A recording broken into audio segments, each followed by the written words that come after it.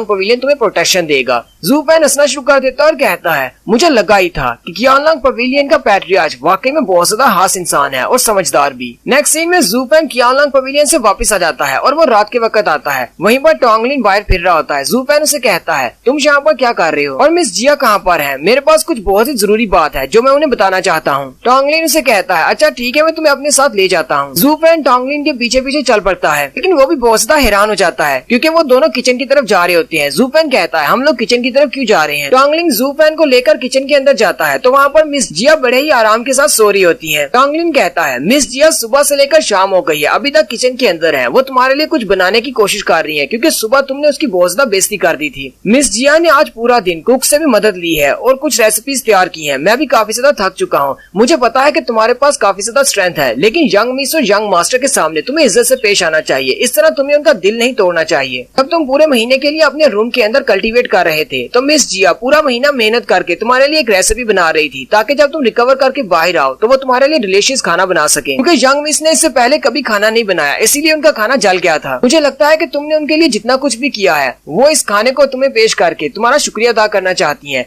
ज़ूपेन आगे बढ़ता है और उसके बनाए हुए खाने में से एक टुकड़ा उठाकर मुंह में डालता है और टोंगलिन से कहता है, मिस जिया के पास वाकई में कोई टैलेंट नहीं है, इनका खाना तो बिल्कुल बेकार है। टोंगलिन उसे कहता है, हाँ मुझे पता है मिस जिया के पास जरा भी टैलेंट नहीं है, वो कुकिंग नहीं कर सकती, लेकिन फिर भी तुम्हें उनके सामने इस तरह एक्टिंग करनी चाहिए कि तुम्हें उनका खाना बहुत ज्यादा पसंद आया है क्योंकि मिस जिया ने बहुत ही मेहनत करके इसे बनाया है। टोंगलिन आगे बढ़ता है और एक टुकड़ा उठाकर अपने मुंह में डालता है और कहता है, जरा मेरी तरफ देखो, मैं किस तरह इनकी तारीफ करता हूँ। और जैसे ही वो उसको निगलता है वो दूसरी तरफ जाकर उल्टी करना शुरू कर देता है। टोंगलिन ज़ूपेन से कहता है, तुमने बिल्कुल ठीक कहा था, मिस जिया को तो बिल्कुल भी खाना पकाना नहीं आता, इसलिए मुझे माफ कर देना। थोड़ी देर पहले मैंने तुम्हें इतना लंबा भाषण दे दिया। वो ज़ूपेन की तरफ देखता है तो ज़ूपेन मिस जिया का बनाया हुआ खाना खा रहा होता है। टोंगलिन ज़ूपेन से कहता है, अच्छा मैंने तुमसे कहा ना, मैं तुमसे माफी मांगता हूँ जो भी मैंने तुमसे कहा है। तुम्हें इस बात को सीरियस लेने की जरूरत नहीं, तुम्हें ये खाना खाने की जरूरत नहीं है, ये तो बिल्कुल बेकार है, तुम इसे नहीं पचा पाओगे। ज़ूपेन उसे कहता है, कोई बात नहीं, वैसे भी मुझे भूख लगी है। ज़ूपेन उन प्लेट्स में रखा हुआ सारे का सारा खाना खा जाता है। मिस जिया की थोड़ी देर के बाद होश आती है तो वो अपनी प्लेट्स को देखती है तो वो खाली होती हैं और उसके ऊपर ज़ूपेन का कोट होता है ताकि उसे ठंड न लगे और ज़ूपेन भी उसके साथ ही बैठा सो रहा होता है। मिस जिया उसकी तरफ देखती है तो शर्माना शुरू कर देती हैं। मिस जिया सोच रही होती हैं, तो इसका मतलब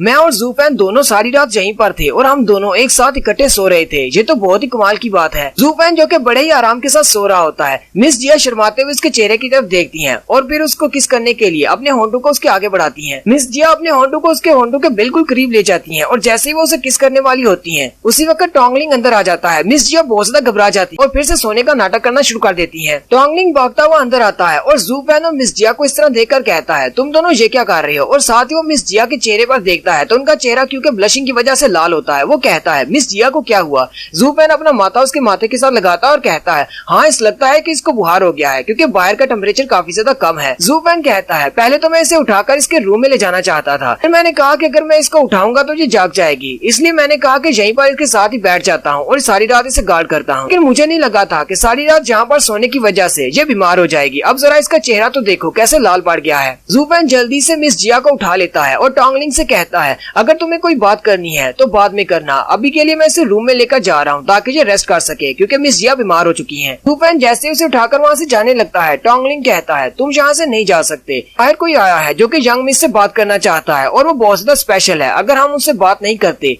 तो ये बहुत ही बुरा होगा हमारी फैमिली के लिए। ज़ूपेन कहता है, इस बात से कोई भी फर्क नहीं पड़ता कि वो बहुत ज्यादा खास इंसान है या कोई आम इंसान है, हम लोग उससे मिलने के लिए नहीं जाएंगे। उसे जाकर कह दो कि या तो इंतजार करे या फिर कल आए। क्या तुमने मिस जिया की हालत नहीं देखी? जरा इसके चेहरे को तो देखो किस तरह लाल पीला हुआ जा रहा है। मैं इसे रेस्ट करवाने के लिए इसके रूम में लेकर जा रहा हूँ, उस बंदे से कहो कल आ जाए। टोंगलिन उसे कहता है, ब्रदर ज़ूपेन तुम ऐसे नहीं जा सकते, वो बंदा जो इससे मिलने के लिए आया है उसके पास इंपीरियल गोल्ड टोकन है और जिसके पास भी ये इंपीरियल गोल्ड टोकन होता है वो इंपीरियल फैमिली से यहाँ पर आया होता है। टोकन का मतलब है कि वो इंपीरियल रॉयल गार्ड आर्मी से है। 7 फैमिलीज वाले भी इस तरह के टोकन वाले गार्ड्स को वेलकम करने के लिए दरवाजे तक जाते हैं। अगर आप लोग ऐसा नहीं करते तो इसका मतलब आप उसको रिजेक्ट कर रहे हैं और एम्प्रेस की बात को मना कर रहे हैं। इसकी वजह से आपको सजा दी जाती है। तो पास में एक बार ऐसा भी हो चुका है, इसे टोकन वाले एक बंदे को वेलकम करने से मना कर दिया था और फिर एम्परर ने उसे सजाए मौत दे दी थी। जू पेन कहता है हो सकता है कि कल जो कुछ भी हुआ है उसी वजह से ये इंपीरियल गार्ड यहाँ पर आया है। जू पेन टोंगलिंग से कहता है जाओ और जाकर उस इंपीरियल गार्ड से कह दो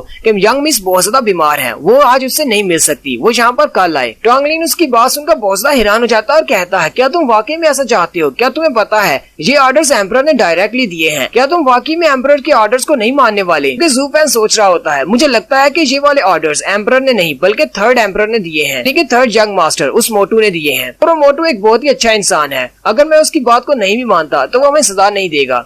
और यहीं पर हमारी एपिसोड 23 का एंड होता है। एक्सप्लेनेशन अच्छी लगी हो तो कमेंट करके जरूर बताइएगा। चैनल को सब्सक्राइब कर दें, वीडियो को लाइक और शेयर कर दें। शुक्रिया।